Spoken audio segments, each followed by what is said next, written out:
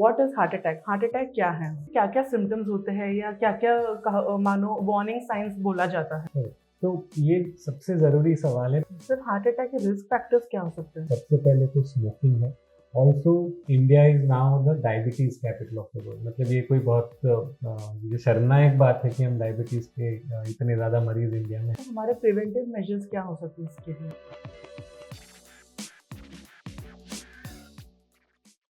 Hello everyone, welcome back to our today's podcast. फरवरी का महीना जिसे कहा जाता है प्यार का महीना। कहीं दिल टूटते हैं और कहीं दिल जुड़ते हैं। दिल टूटने का और जुड़ने का सिलसिला तो चलता रहेगा, लेकिन दिल के साथ और क्या क्या हो सकता है उसकी बीमारियों के बारे में बात करने के लिए आज हमारे साथ है a very renowned doctor Praveen Kulkarni, senior consultant, clinicals hospitals, Mumbai. Welcome you sir. Thank you Tina. आपने सही बताया, वैलेंटाइंस डे है फरवरी में, तो दिल से जुड़े आजकल काफ़ी सारे हमें किस्से सुनने को मिलते हैं।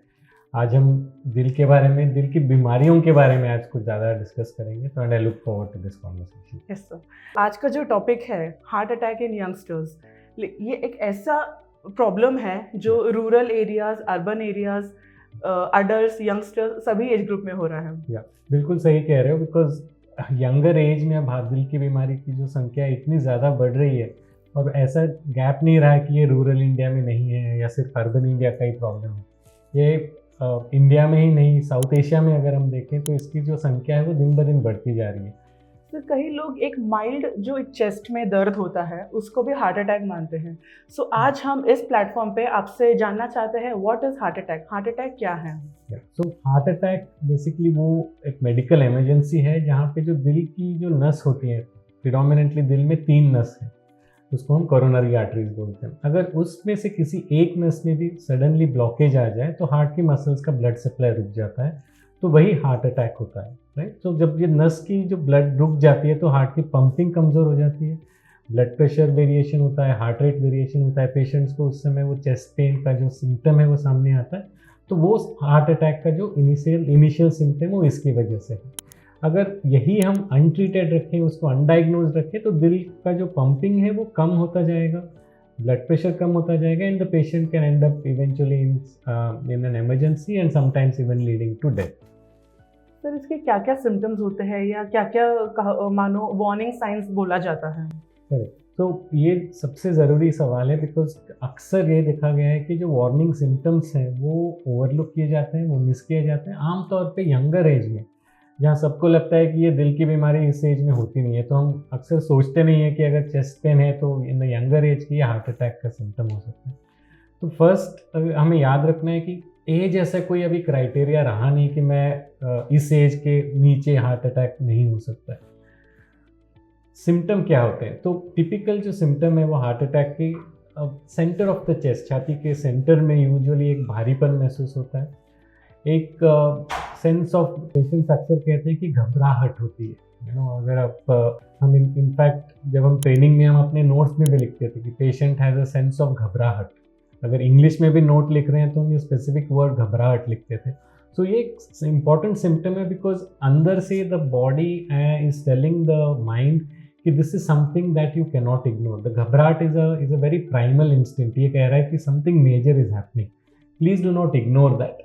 छोटी मोटी गैस और गैस्ट्राइटिस मान के उस सिम्टम को इग्नोर ना करें। आमतौर पे इस चेस्ट पेन के साथ जॉ पेन होता है, कहीं कुछ पेशेंट्स को शोल्डर में या लेफ्ट हैंड में पेन होता है, एक्सेसिव स्वेटिंग, पसीना आना, ये एक कॉमन सिम्टम है। घबराहट के साथ सांस फूलना, और ये अगर सिम्टम कुछ 5-10 सेकेंड से ज़्यादा अगर किसी में रहता है तो हार्ट अटैक का ये संकेत हो सकता है। फिर इग्नोर ना करें और फ़ौरन किसी अस्पताल में जाके अपनी जांच करें।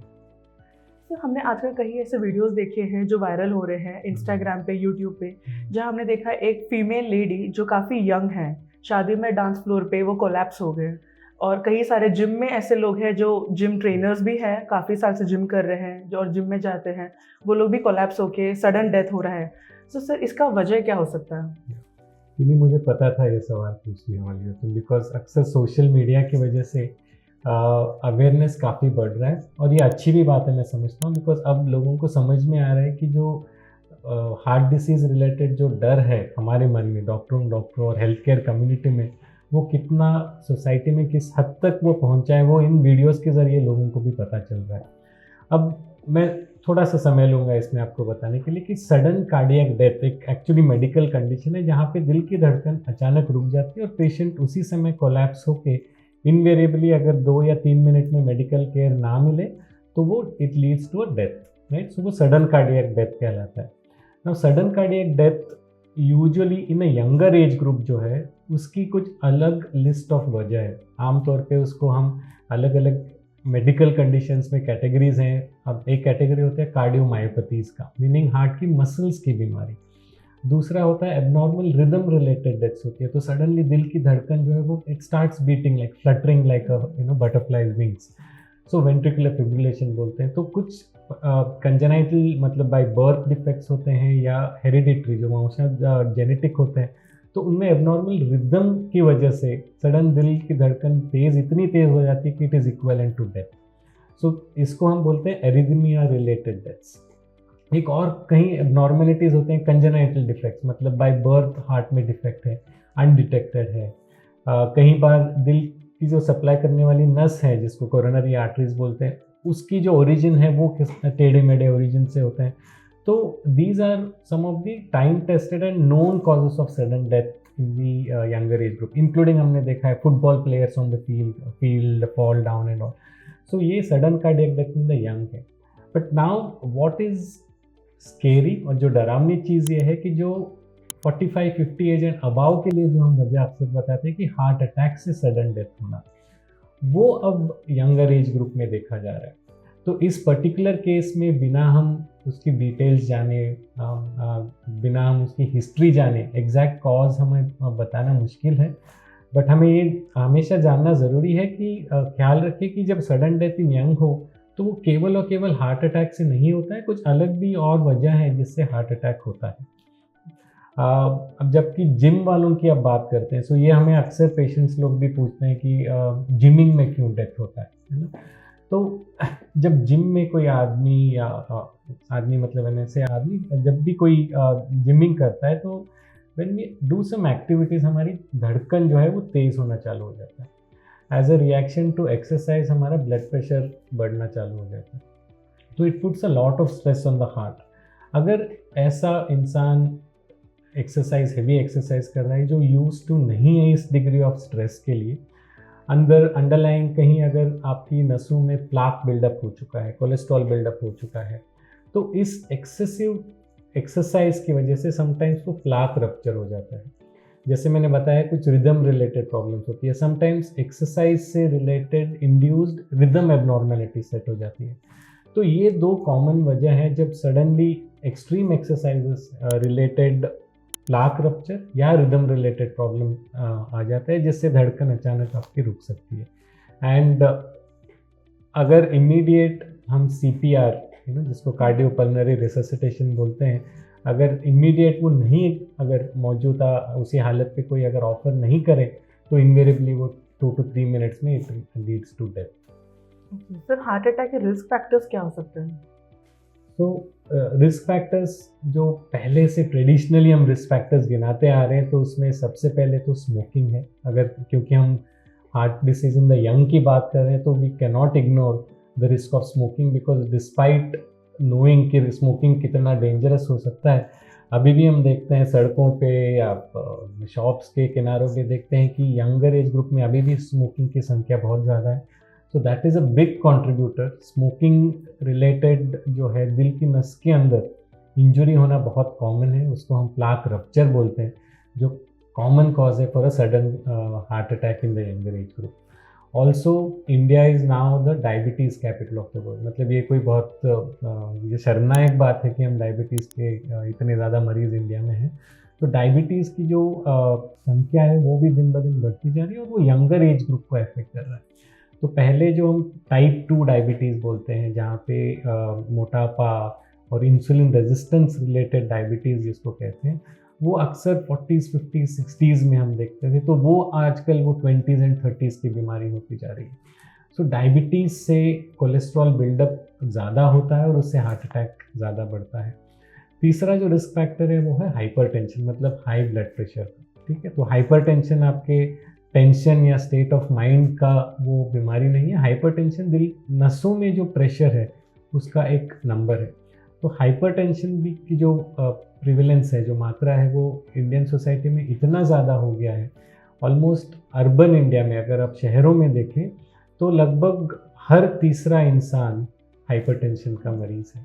वो जानता नहीं है, वो अलग बात है, बट स्टडीज़ में देखा है कि हर तीसरे इंसान का ब्लड प्रेशर अबाव रेंज है। अगर आप गांवों में और रूरल इंडिया में देखें तो हर चौथा इंसान हाइपरटेंसिव है। अब इनमें से आधे से ज़्यादा, या मैं लगभग में कहूँ कि 80% लोगों का बीपी नापा नहीं जाता है, ना उनको पता होता है कि वो हाइपरटेंशन के शिकार है। तो जब ऐसे पेशेंट या ऐसा इंसान एक्सट्रीम एक्सरसाइज करें, आप सोच सकते हो कि किस तरह का स्ट्रेस हार्ट पे एडिशनल स्ट्रेस पड़ता होगा। अब स्मोकिंग, डायबिटीज़, हाइपरटेंशन हो गया। नेक्स्ट मैं अगर एक ही कॉम्प्लेक्स में लूँ, ये रिस्क फैक्टर होगा हमारा ओबेसिटी या मोटापा, लैक ऑफ एक्सरसाइज और डाइट। ये मैं तीनों इकट्ठे ले रहा हूँ बिकॉज वो एक दूसरे से काफ़ी जुड़े हुए हैं। अगर आप एक्सरसाइज की बात करें, अब सिंपल अगर हमें 20 साल पहले का अगर हम सोसाइटी सोचें तो आप देखिए हर कोई अपना चल रहा था, काम के लिए चल रहा है, हम खेल में हम भागम दौड़ कर रहे हैं। तो वो सोसाइटी आजकल सेडेंट्री होती जा रही है। हर कोई, बच्चा हो या एडल्ट हो या बुजुर्ग हो, चलने का या फिजिकल कोई भी एक्टिविटी करने की जो कैपेसिटी रखता है वो कम, दिन ब दिन कम होता जा रहा है। तो physical inactivity definitely is adding to our increase burden. Diet, not only the quality of the diet but the quantity of diet, हम दोनों एक्सेस में खा रहे हैं। पहले अगर हम सपोज 2000 कैलोरीज खा रहे थे, अब देखा गया है स्टडीज़ में कि एवरेज इंडियन जो है वो 2500-2600 कैलोरीज खा रहे हैं, तो लगभग 500-600 calories more than what we need. ये एक्स्ट्रा कैलोरी अगर आप फिजिकल एक्टिविटी करके बर्न करने वाले हो तो बॉडी पे असर नहीं पड़ता है, बट हम फिजिकल इनएक्टिविटी के मोड में हैं, प्लस कैलोरी हमारा इंटेक एक्स्ट्रा हो रहा है, plus the type of food we are eating, right. So जो इजी फूड मिल रहा है आजकल, ready to eat food on the tip of an app based, 10 minute में फूड डिलीवरी हो जाती है। Plus cooking at home is becoming less and less. We are trying to emulate जो वेस्ट में जैसे हैं कि भाई रेडीमेड खाना आ जाए या प्री कुक्ड फूड आ जाए खाना हमारा।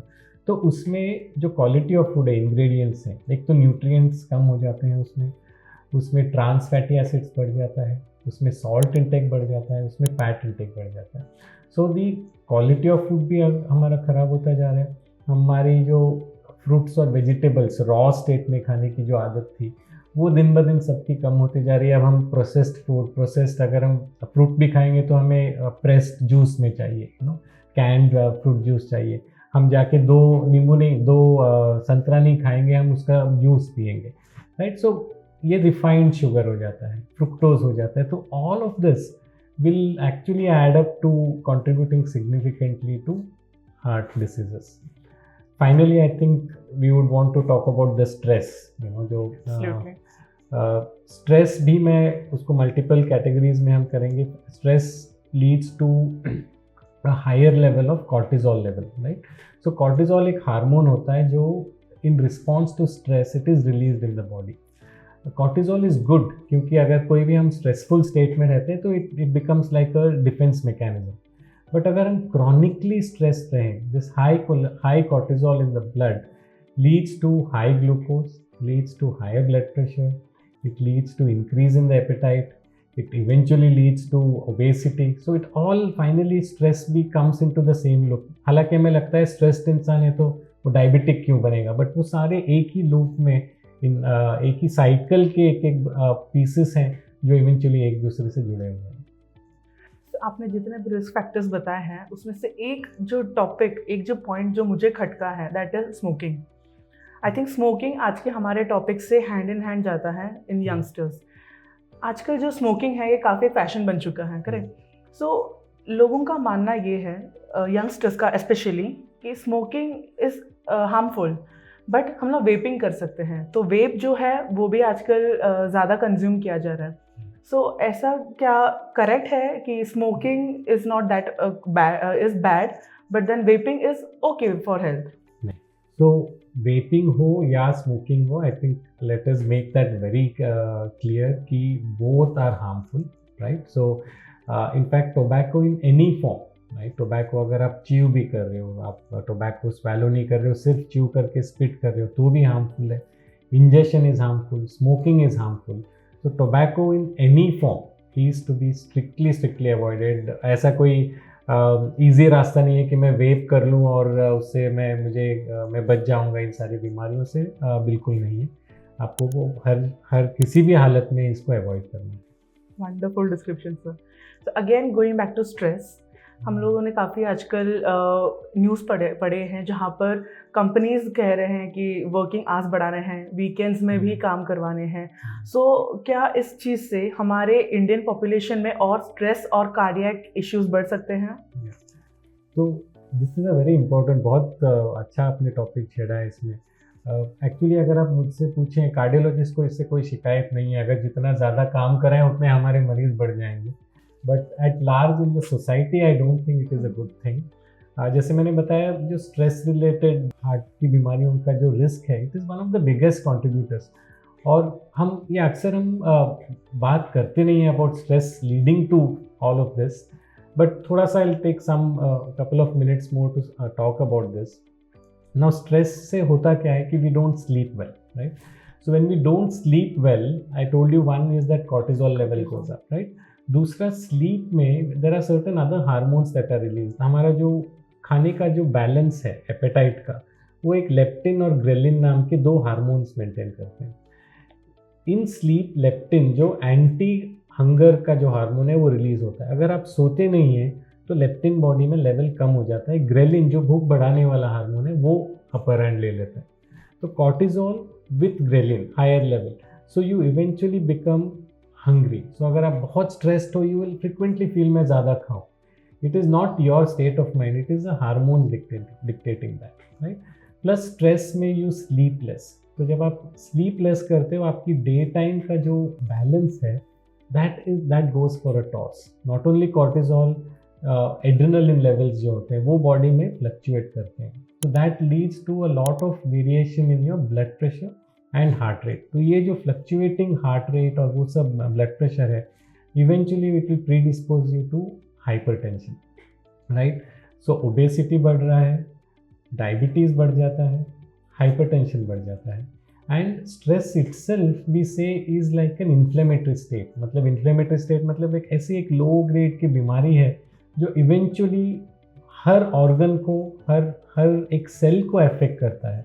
अगर आप योग और आयुर्वेद में भी जाएं तो we always talk of relaxing techniques, right? So जब हम रिलैक्सिंग कहते हैं, it is exactly opposite of stress, right? And that is why destressing mechanisms जो है, एक वर्क लाइफ बैलेंस हो गया, आपकी फैमिली लाइफ हो गई, having a good hobby, having good sleep या sleep hygiene, all of this, the need of which cannot be overemphasized, you know.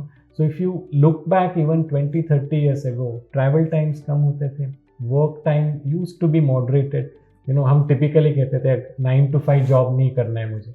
Today if I ask anybody, they will be happy to do a 9 to 5 job because there is no 9 to 5 job.